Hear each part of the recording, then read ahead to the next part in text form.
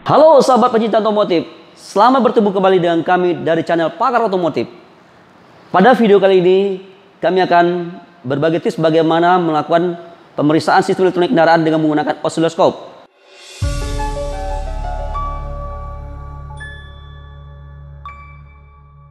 Namun sebelum saya lanjut, jangan lupa komen, like, and subscribe. Ya, sebagaimana kita ketahui, perkembangan teknologi elektronik saat ini yang cukup komplit ditanamkan di sebuah kendaraan. Dan ini membuat seorang teknisi agak kesulitan dalam memeriksa problem-problem permasalahan di kendaraan tersebut. Nah, salah satu alat yang berfungsi sebagai membantu dalam memeriksa troubleshooting atau permasalahan di kendaraan sistem elektroniknya, yaitu adalah osiloskop. Kalau kita lihat dalam sistem elektronik itu, kabel-kabel yang tertanam, yang terpasang itu memiliki dua fungsi. Yang pertama berfungsi sebagai pengantar daya listrik. Dan yang kedua berfungsi sebagai pengantar signal atau informasi. Seorang teknisi tidak bisa membedakan kabel mana kabel yang berfungsi sebagai pengantar daya listrik atau berfungsi sebagai pengantar signal atau informasi hanya dengan melihat secara visual. Ada dua cara untuk mengetahui mana kabel-kabel yang berfungsi sebagai pengantar daya atau sebagai pengantar informasi. Yang pertama dengan melihat di wiring diagram kendaraan tersebut atau dengan menggunakan alat. Untuk kabel-kabel yang berfungsi sebagai pengantar daya listrik, kita bisa menggunakan yang namanya multimeter. Dan untuk kabel-kabel yang berfungsi sebagai pengantar informasi atau daya, kita menggunakan yang namanya alat osiloskop.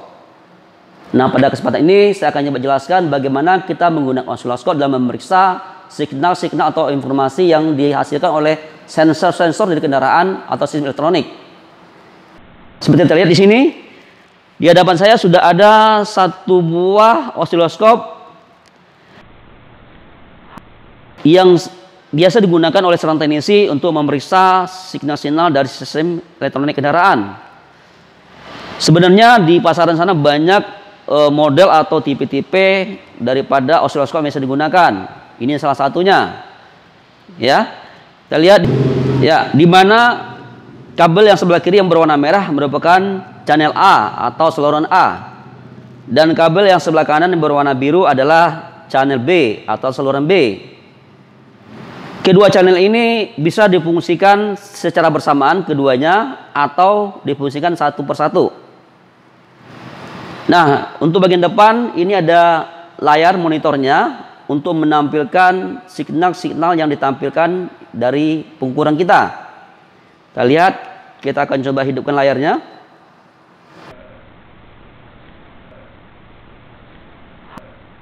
Ya, di sini kita lihat ya. Nah, untuk ini yang merupakan garis ini merupakan garis signal yang ditampilkan oleh channelnya. Channel ini masing-masing kita hidupkan, kita on-kan atau aktifkan. Kita akan lihat di sini channel A bisa kita matikan, ya, kita off-kan. Nah, di sini kita lihat di layar monitor ini terdapat, kalau diperhatiin ada kotak-kotak kecil, ya. Ini merupakan satu kotak, itu merupakan satu divisi, di mana tiap divisi memiliki nilai ukur tersendiri yang bisa disetting sesuai dengan pengukuran kita, ya. Nah, di sini kita lihat di bawah monitor terdapat tombol-tombol yang berfungsi untuk mengoperasikan dari sistem osiloskop ini sendiri. Kita lihat di sini, ini adalah tombol untuk power source-nya, ya, yang tadi kita hidupkan. Di sini ada tombol trigger atau pemicunya. Ketika kita mengukur, kita bisa memilih triggernya apa gitu. Terus di sini samping ini ada yang ada huruf A, tombol untuk pemilihan channel, yaitu channel A. Kalau kita tekan ini, maka channel A-nya akan berfungsi. Pertama kita aktifkan channel A-nya. Nah, ketika on, maka akan muncullah di sini tampilan dari channel A, signal di channel A itu sendiri.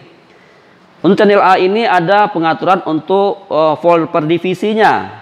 Ya, di sini kita lihat pengaturan volt per divisi. Kita bisa atur volt per divisi dengan menaikkan atau menurunkan.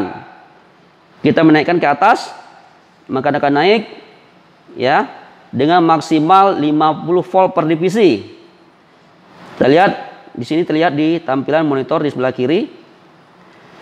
Kalau kita turunkan, kita tekan bawah ya sampai volt minimumnya, yaitu nilai minimum adalah 5 mV per divisi.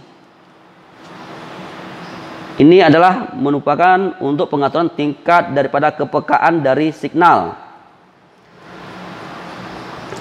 Biasanya untuk mengukur signal dari sensor, kita menggunakan angka satuan itu adalah sekitar 1 atau 2 volt per divisi ya. Tapi kalau untuk pengukuran aktuator biasa kita menggunakan 5 atau 10 volt per divisi. Itu adalah ukuran atau satuan daripada umumnya. Namun ketika kita melakukan pengukuran, kita bisa set sesuai demikian rupa untuk menampilkan signal yang ideal untuk dibaca. Nah, di sebelah kanannya terdapat tombol yang ada tanda panah ke atas dan ke bawah. Ini adalah berfungsi sebagai untuk menggeser daripada signal ke atas atau ke bawah ya. Kita bisa memindahkan ke bawah atau ke atas penempatan dari signal. Selanjutnya yang di sebelah kanan ya, ini adalah merupakan tombol untuk mengatur time-nya atau time per divisinya ya. Di mana nilainya ditampilkan di sini, ada yang warna putih di bagian tengah bawah. Di sini ada nilai maksimalnya itu ya. Bisa kita maksimalkan nilainya itu dengan nilai 50 second per divisi ya.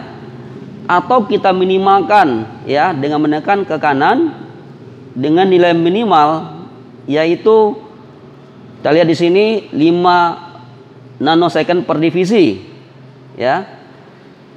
Dan sebelah kanannya juga ada tombol atas ke bawah. Ini merupakan tombol untuk menggeser garis signal dari channel 2 atau channel B, di mana channel B-nya di sini diaktifkan dengan menekan tombol channel B. Kita lihat di sini, tekan tombol channel B. Di sini akan muncul bahwa input B-nya akan diaktifkan atau di-off-kan. Kalau kita mau tampilkan, maka kita akan on-kan dia. Di sini akan muncul garis informasi channel B. Untuk channel B-nya sendiri juga kita bisa atur kepekaannya dengan mengatur di sini volt per divisinya juga ya, sama seperti pengaturan dari channel A. Nah, ini bagian-bagian dari tombol-tombol yang berfungsi untuk mengaktifkan atau mengoperasikan dari osiloskop ini.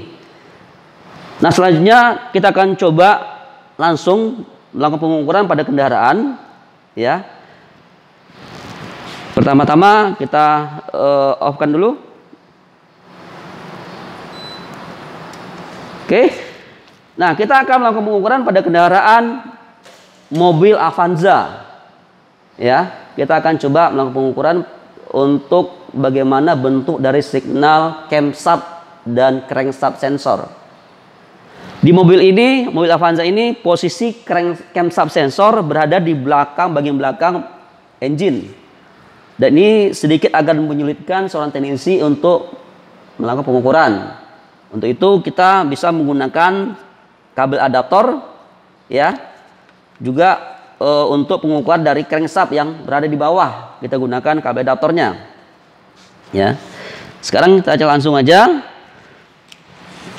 Kita akan coba melakukan pengukuran untuk signal dari camshaft untuk channel A atau saluran A. Pertama-tama langkahnya di sini di tiap kabel channel terdapat kabel masanya, groundnya. Masanya kita hubungkan ke masa baterai, ya, ke masa baterai. Yang kedua, untuk kabel channel kita hubungkan ke kabel yang berhubungan dengan camshaft sensor.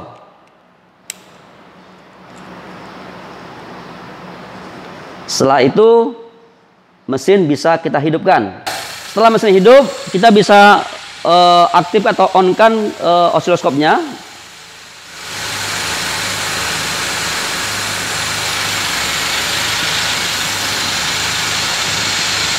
Nah, di sini ya, kita lihat ya, akan terlihat tampilan dari signal dari channel A. Pertama kita matikan dulu channel B-nya biar lebih jelas.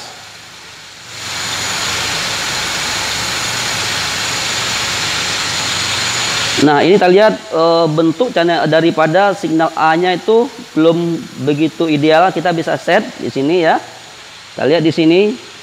Nah, untuk tadi kita bilang untuk pengukuran sensor itu kita menggunakan voltnya itu 2 volt per divisi. Ya, 2 volt per divisi.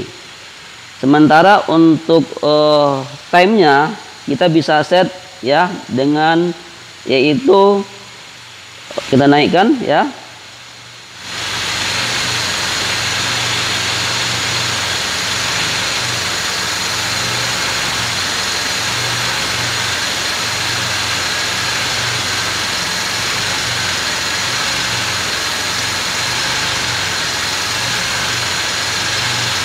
Nah, yaitu dengan nilai yaitu 20 milisecond ya per divisi. Kita lihat bentuk signal dari camshaft itu sendiri. Nah, supaya lebih ideal bisa kita geser ke bawah dengan menekan tombol ke bawah.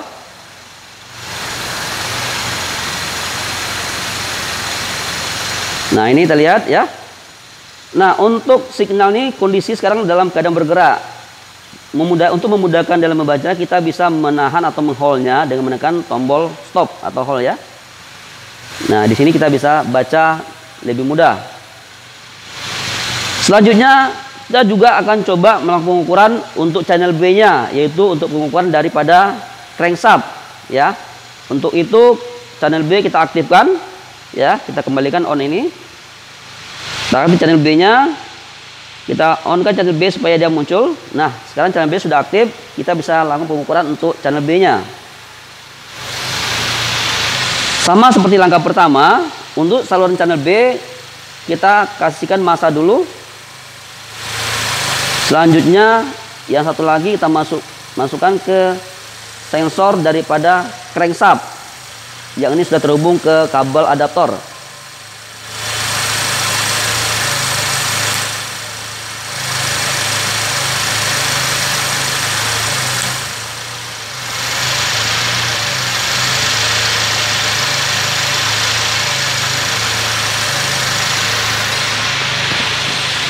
Nah, sini terlihat di layar monitor ini sudah ada dua buah signal.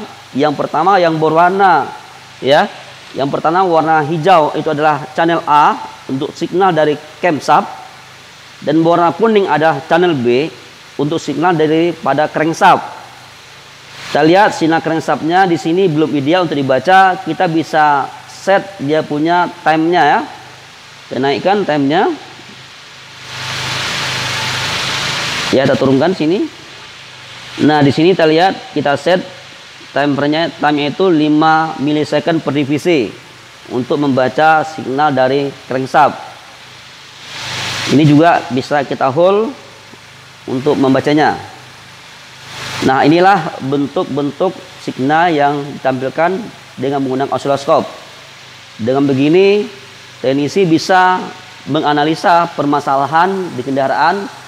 Apabila ada permasalahan dari signal-signalnya, seandainya signalnya tidak sesuai dengan spesifikasinya, itu memungkinkan referensi kita untuk memperbaiki dari kabel atau sensor-sensor yang bersangkutan.